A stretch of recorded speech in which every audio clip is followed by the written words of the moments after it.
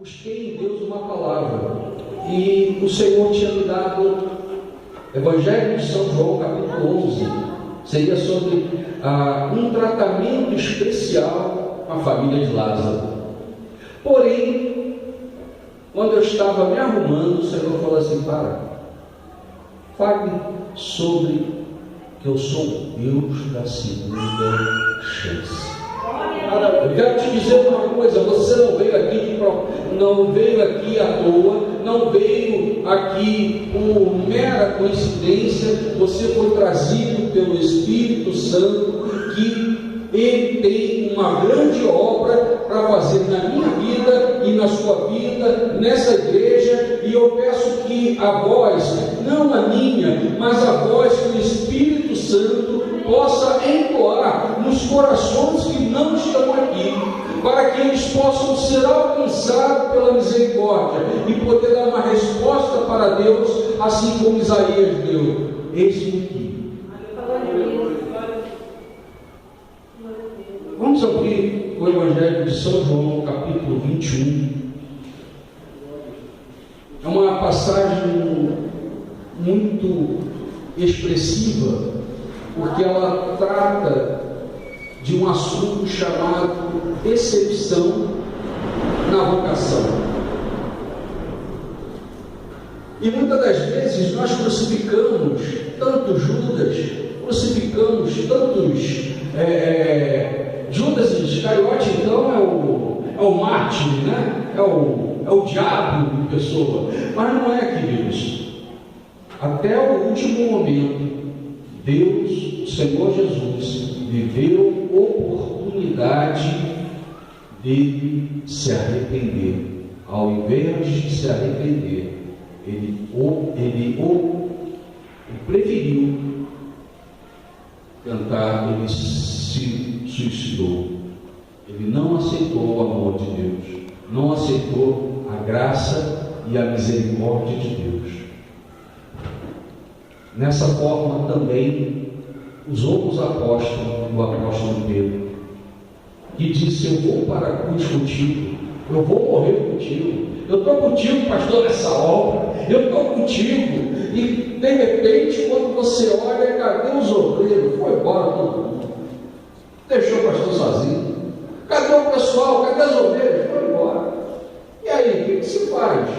E aí todo mundo começa: não conheço, aquela igreja é pequena demais, sabe, eu preciso de uma igreja grande. Queridos, Deus habita no meio dos louvores, Deus habita num lugar que é verdadeiro e é sincero. Não basta você estar numa igreja grande, basta você estar numa igreja que o Espírito Santo possa entrar e possa fazer morada. E se você está nessa noite aqui, ainda não teve uma experiência com o Espírito Santo, eu quero te convidar a você a abrir o teu coração e a navegar no oceano do Espírito através da palavra do Senhor e confrontar a sua vida, porque a Bíblia não foi feita para eu chegar e dizer assim: pastor Terenê, essa palavra é para o senhor. Não, a palavra é para mim, e eu estou compartilhando com os amados irmãos.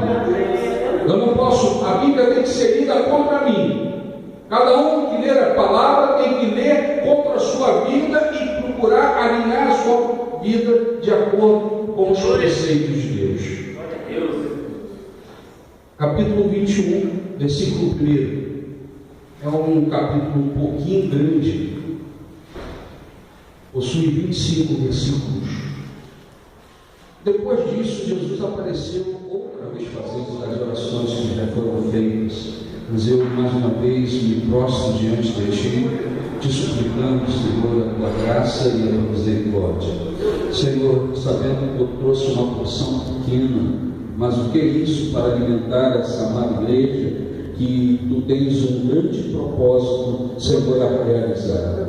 Senhor, eu te peço, Senhor, que eu possa ser um canal limpo nessa hora, um canal livre, ó Deus, e se houver algum impedimento, eu clamo o sangue do Cordeiro, para que me purifique e me justifique de todos os pecados, para que eu possa ser um canal vivo diante de Ti, para que Tu transmita, Senhor, aquilo que Tu queres Senhor, para todos nós, em nome de Jesus. Amém.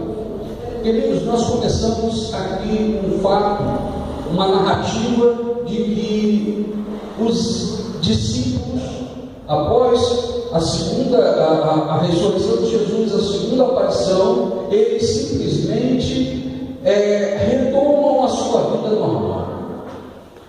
E quando retomam a sua vida normal, por que eles retomam a sua vida normal? Porque simplesmente Jesus morreu e na cruz do Calvário, na cruz do Calvário, ele ressuscitou 3 dias após.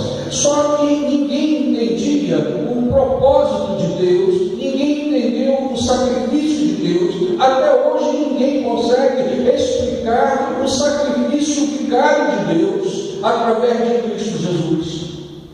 Nós pregamos a morte e a ressurreição, cremos que Ele é o Filho de Deus, cremos que Ele veio em carne, se tornou homem, andou entre nós, comeu entre nós, viveu entre nós, foi morto pelos nossos pecados e foi ressuscitado pelo Pai. E hoje Ele está sentado à destra do Deus Pai e é o nosso o nosso sumo sacerdote, é o nosso intercessor, é o nosso advogado. Porém, um dia ele será o justo juiz. E por isso, queridos, esses homens não entendendo o seu chamado, eles começaram a pensar: bom, o Senhor já foi, o Senhor morreu, ressuscitou, e agora? O que eu vou fazer? Acho que Deus está de brincadeira comigo. Por quê? Porque Ele ressuscitou, levou o filho, agora como é que eu vou fazer? Eu não sei o que fazer. E quantas das vezes nós não sabemos o que fazer na obra do Senhor, nós não sabemos nos encaixar em devidos lugares que Deus nos quer, na posição correta, está perseverante, está atuante, mas não, nós retomamos a nossa vida anterior de que Jesus nos transformou. Muitas das vezes, quantos de nós tem saudade das cebolas do Egito? Muitas das pessoas perguntam: pastor Marcos, o senhor não gosta muito de falar do seu passado? Falei: não, porque passado é passado. Eu não gosto de lembrar. Eu era o xodão de Candomblé, do maior terreiro de Candomblé do Brasil. Quando o menininho do cantorário não resolvia, nós que resolvíamos aqui. Mas eu não gosto nada disso. Quando eu me converti, eu pedi: Jesus, Senhor, em teu nome, apaga tudo, Senhor, todos os encantos, feitiços, magia, apaga tudo. Eu não quero nada, não quero nada. E eu quero sair inteiro do Egito e quero ir para a tua terra. Queridos, nem marca tudo. Não me pergunte como é que é isso, eu não sei. Mas se era a única coisa que eu faria, não por vaidade, seria uma cirurgia plástica para arrancar todas as marcas do corpo. Mas Jesus fez isso. De graça. E aí Jesus percebe que os seus discípulos estavam tomando um caminho errado, sem orientação, sem saber o que fazer, e aí ele resolve então aparecer. Jesus, que é onisciente, onipotente, onipresente, já tinha recebido a sua deidade, no qual ele abriu mão na glória, e quando ressuscitou, no capítulo anterior, capítulo 19 ao 20, ele fala: deixa eu ir ao meu Pai, vosso Pai, o meu Deus e o vosso Deus. Quando eu ouço isso, o Senhor falando isso para Maria, nós ficamos encantados. Nosso Deus, o meu Pai, o seu Pai, o meu Deus, o vosso Deus. Mesmo assim, os homens estavam desacreditados. E quantos hoje estão decepcionados com a igreja? Pasme, nós somos 40 a 45 milhões de evangélicos no Brasil. E existem aproximadamente 5 milhões de desigrejados. Sabem o que é desigrejados? Pessoas que não querem ouvir mais falar de igreja, de pastor, não querem congregar em lugar nenhum, se decepcionaram tanto, se decepcionaram com o homem, colocaram expectativa no homem, colocaram expectativa em pessoas, colocaram expectativas até em promessas que Deus não fez.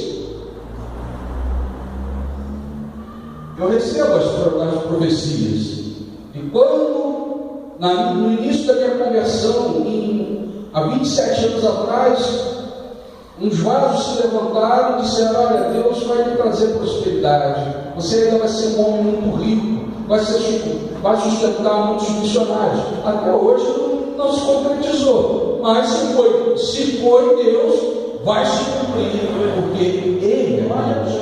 Ele faz com que a palavra dele se cumpra. Ele não é nós, homem, que mudamos de ideia a todo instante. Ele é perfeito. E aí o que acontece? O Senhor vem atrás de quem? Dos seus discípulos. E aí existe um fato muito interessante. Embora um texto diga da festa maravilhosa, mas essa festa não é maravilhosa. A maravilhosa é a anterior, que eles estavam. O Senhor estava pregando o Evangelho no barco de Simão, e depois ele fala assim: vai ao mar, vai ao fundo do mar e lança a tua rede. E eles foram, pegaram o peixe e tiveram que trazer mais barcos para ajudar. Essa foi uma pesca maravilhosa. E essa pesca aqui, ela é uma pesca milagrosa. Mas por que, pastor, ela é milagrosa? Porque pegaram grandes peixes perto da areia. Você já viu pegar grandes peixes perto da areia? Esses grandes peixes só é pego em alto mar. Qual é a diferença entre a pesca maravilhosa e a pesca milagrosa? Porque isso tem a ver com o seguinte: Deus, o que tem conosco, Ele tira até do raso, Ele nos abençoa. Ele trouxe para os discípulos 153 grandes peixes. E é interessante que quando aqueles homens observam aquele mover, aí João olha para Pedro e acabou, é o Senhor. E agora? O que a gente vai fazer?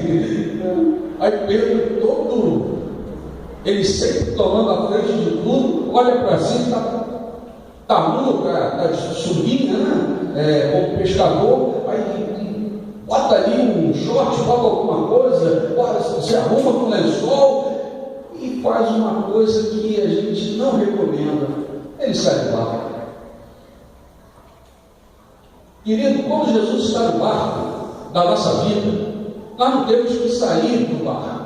Porque quando nós saímos do barco, nós estamos dizendo para Deus o seguinte: que Ele não é capaz de conduzir o barco nem no meio da tempestade, nem no meio da escassez.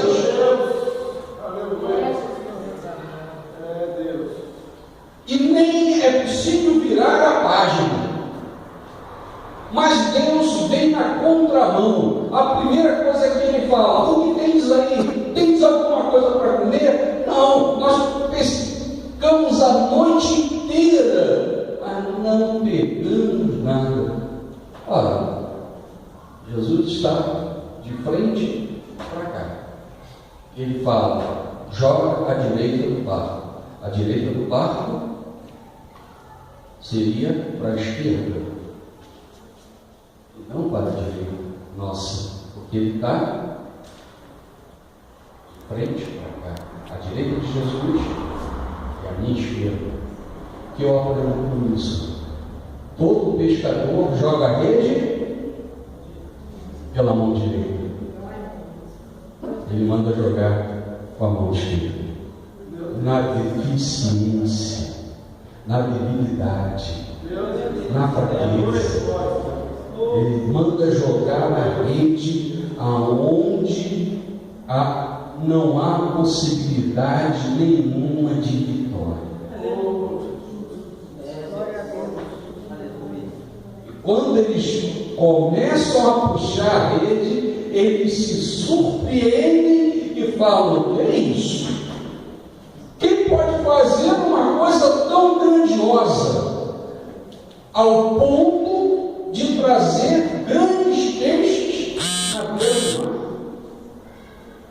Só pode ser ele. Só pode ser Jesus. Só pode ser Jesus. E todo mundo fica feliz, todo mundo fica alegre. E Pedro se precipita. A primeira coisa que ele faz, bota uma roupinha e vai tentar ajudar a maneira dele chegar diante de Deus mais uma vez. Mais uma vez. Aí ele não percebe, o pessoal fala: puxa da rede. Aí ele vai, fala com o Senhor, e o Senhor fala para ele: trazei alguns peixes. Ele volta para o barco, recolhe o resto das redes e puxa o peixe. O que eu aprendo com isso? O que podemos aprender com isso? Que em momento nenhum devemos largar o barco. Que em momento nenhum devemos abandonar o barco. Seja apóstolo, seja bispo, seja pastor, seja diácono, seja presbítero, seja evangelista, seja membro, não abandone o barco do Senhor Jesus. Não abandone o seu chamado. Não abandone aquilo que Deus te entregou. Mas Pedro ainda estava fragilizado. Todos eles se sentiam impotentes, porque na morte de Jesus todo mundo fugiu. Pedro disse que ele iria morrer por Jesus, mas ele nega 3 vezes, e na terceira ele chega a espraguejar. No original diz que ele chega a espraguejar. E aí você fica assim: como é que se sente um homem que fala assim com Deus? Como é que se sente uma adoradora, uma profeta, uma serva do Senhor, uma pastora que fala com Deus? Um levita que fala com Deus. Os levitas, os pastores, são puramente tentados o tempo todo para ser derrubados, porque quando ele derruba, a voz dele não chega onde tinha que chegar. Não tem a salvação das pessoas que tinham que ter. E aqueles homens estavam desacreditados no seu chamado e sem direção para a sua vida. A pergunta que eu te faço, não precisa me responder: você tem direção na sua vida? Você sabe o que Deus tem contigo? Você sabe para quem Deus te chamou? Você sabe para o que Deus quer fazer através da sua vida? Eu quero te dizer: Deus tem coisas novas para fazer na minha e na sua vida. Ele é o Deus da segunda chance. Mas ele precisava tratar os discípulos de uma maneira pessoal. Ele precisava curar o interior nosso. Na vida espiritual, na vida emocional, na vida familiar, na vida profissional, em todo segmento. Nós vemos que Pedro é um homem experimentado em pesca, porém as suas habilidades não lhe trouxeram resultado nenhum. Bastou uma palavra do Senhor, e ele recolheu os cestos de nós. O que você precisa nessa noite? Precisa entrar na linha. Entre. Deus está te chamando. Ele está dizendo: vem a mim, porque todos nós, vinde a mim todos vós que estáis cansado e oprimido ou sobrecarregado, que eu vos aliviarei. Tomai meu jugo, pois meu fardo é leve, e aprendei de mim, que sou manso e humilde de coração. Jesus faz um convite a todo instante. O Senhor está a todo instante nos convidando para uma reflexão, para pararmos, para darmos ouvido à sua voz. Em João 10:10 é um versículo precioso, que o crente deveria estar mais atento. Ele disse, Jesus disse, o diabo veio para matar, roubar e destruir.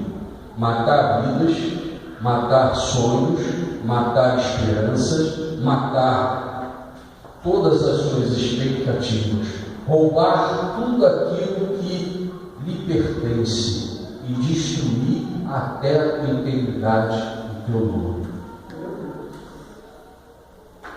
Mas Jesus completa embaixo, mas eu vim para que tenham vida.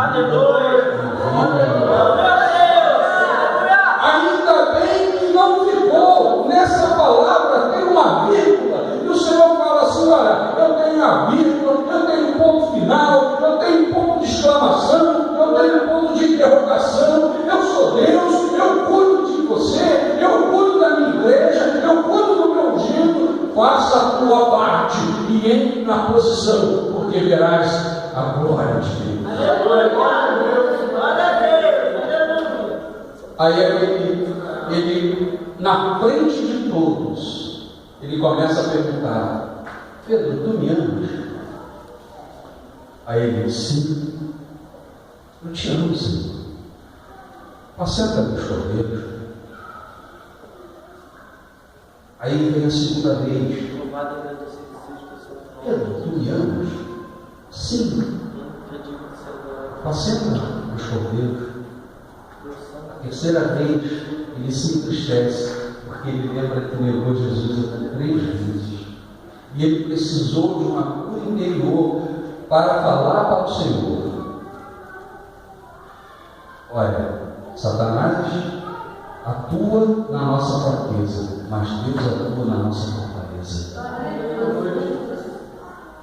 Ele nunca vai usar aquilo que nos enfraquece, aquilo que nos derruba. Deus nunca vai usar isso para nos destruir ou nos colocar para baixo. Ele pode até nos admoestar. Admoestar é incomodar, a andarmos, a divertirmos, a andarmos perfeitamente. Mas o adversário não. Se você tem uma dor no pé, um problema no pé, ele vai atacar no teu pé, para que você não consiga prosseguir. Deus não. Vem e cura o teu pé, vai antes, vai embora.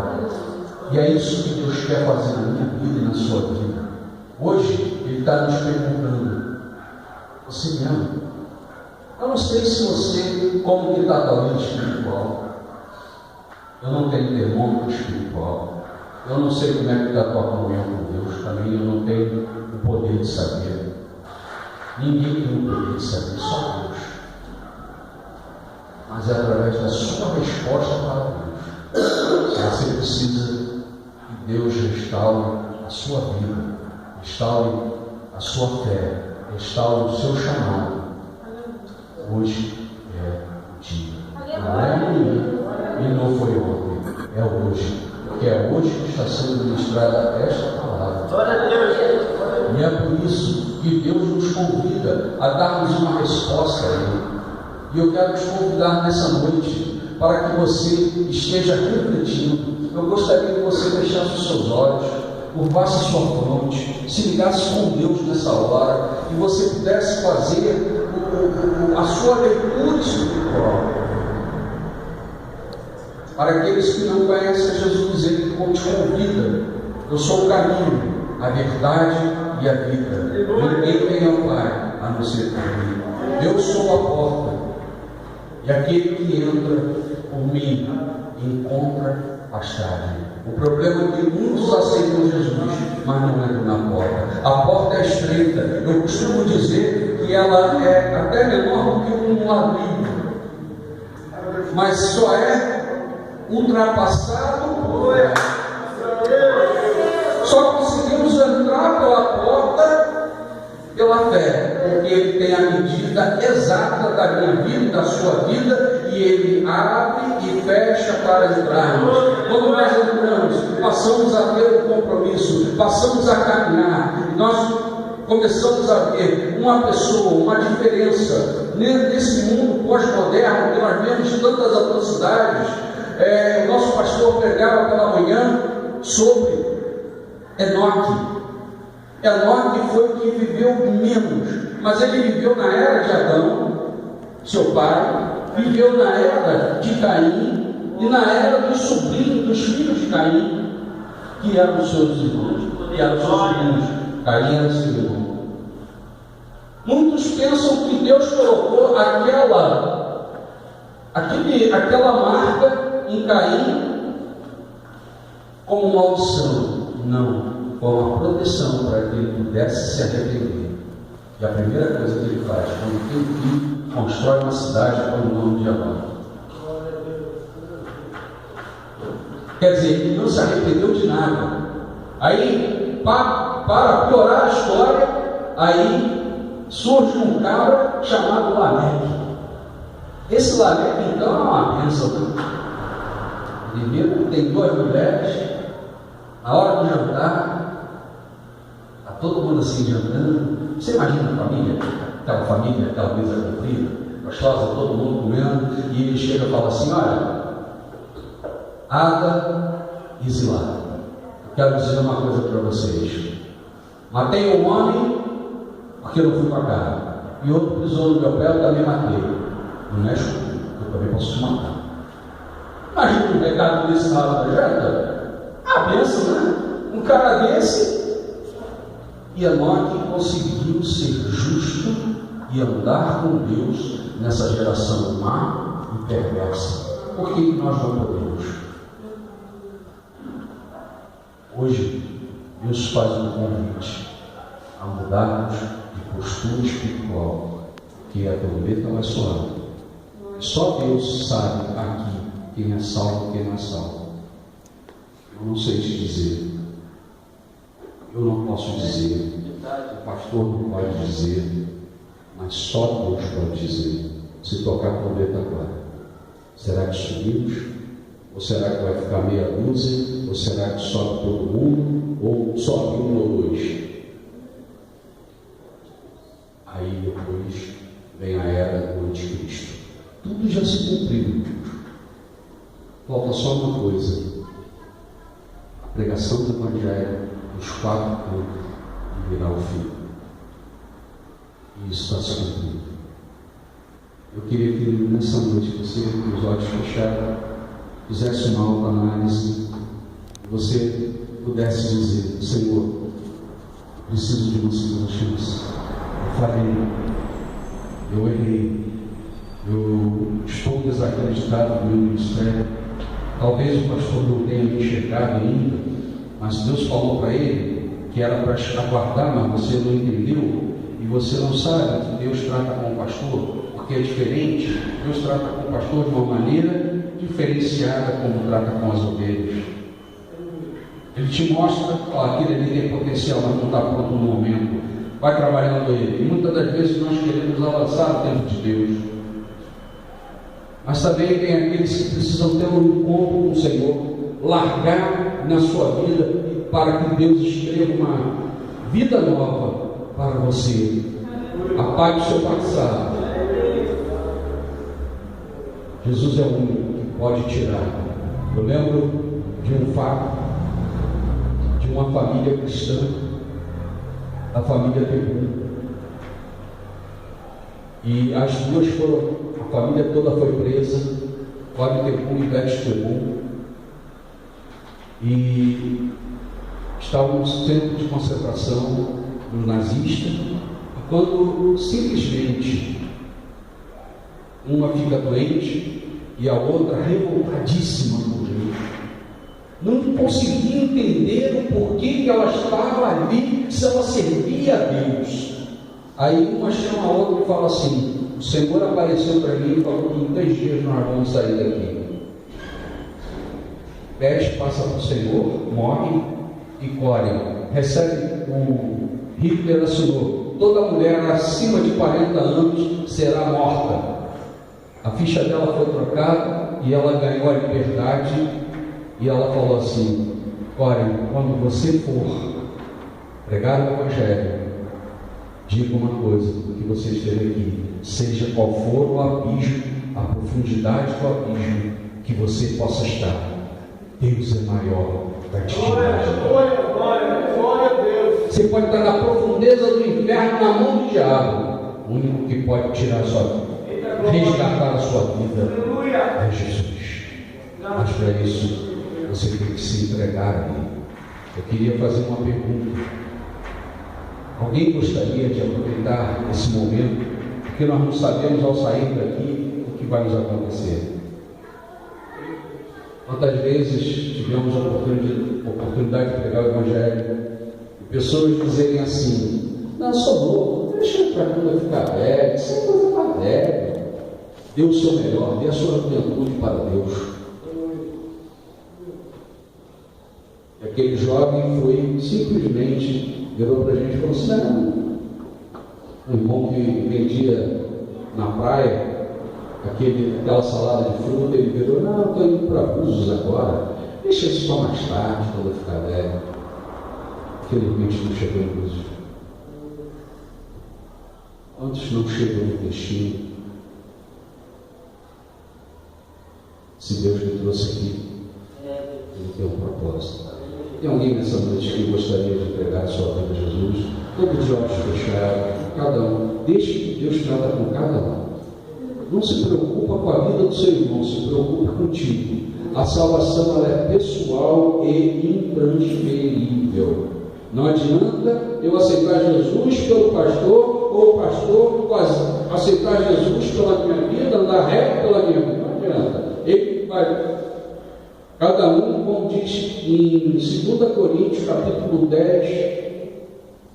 5, versículo 10, todos nós compareceremos diante de Deus e prestaremos conta. Você imagina naquele dia, quem mandou você falar isso? Quem mandou você fazer isso? Eu não te autorizei, tu falou. Grandes, pequenos, ricos, pobres, pastores renomados, pastores pequenos, porque Deus só conhece aquele que é justo e que o nome dele está escrito no livro da glória. Eu gostaria de te perguntar: você gostaria de entregar sua vida a Jesus? Tem alguém nessa noite que gostaria de ter um encontro com Cristo? Levante a sua mão para que nós possamos orar por você. Isso é uma batalha espiritual.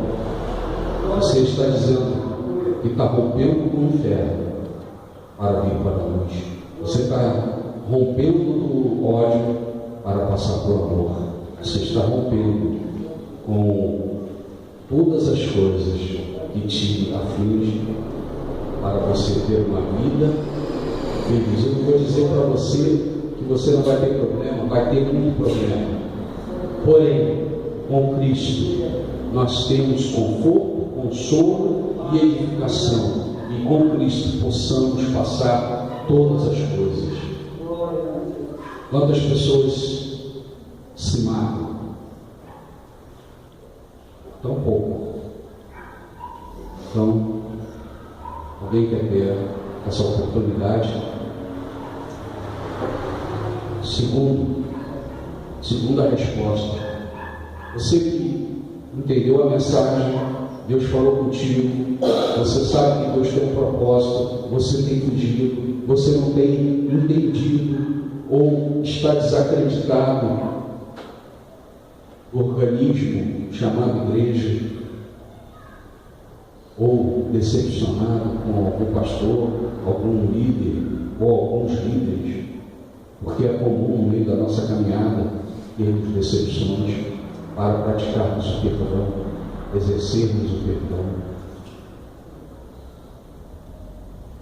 Você que deixou o seu chamado, você que voltou para a vida normal, Deus tem algo contigo. Tem aqueles que Deus tem estreito, fala face a face, como falava com Moisés.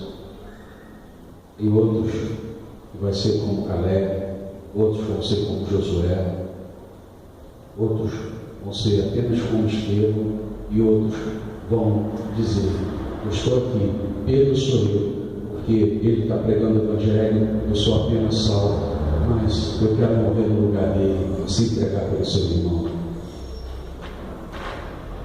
Queria fazer esse desafio. Se você precisa realmente de uma segunda chance com Deus. Levante a sua mão para que nós possamos estar. A resposta é que você vai dar para Deus. Deus te abençoe.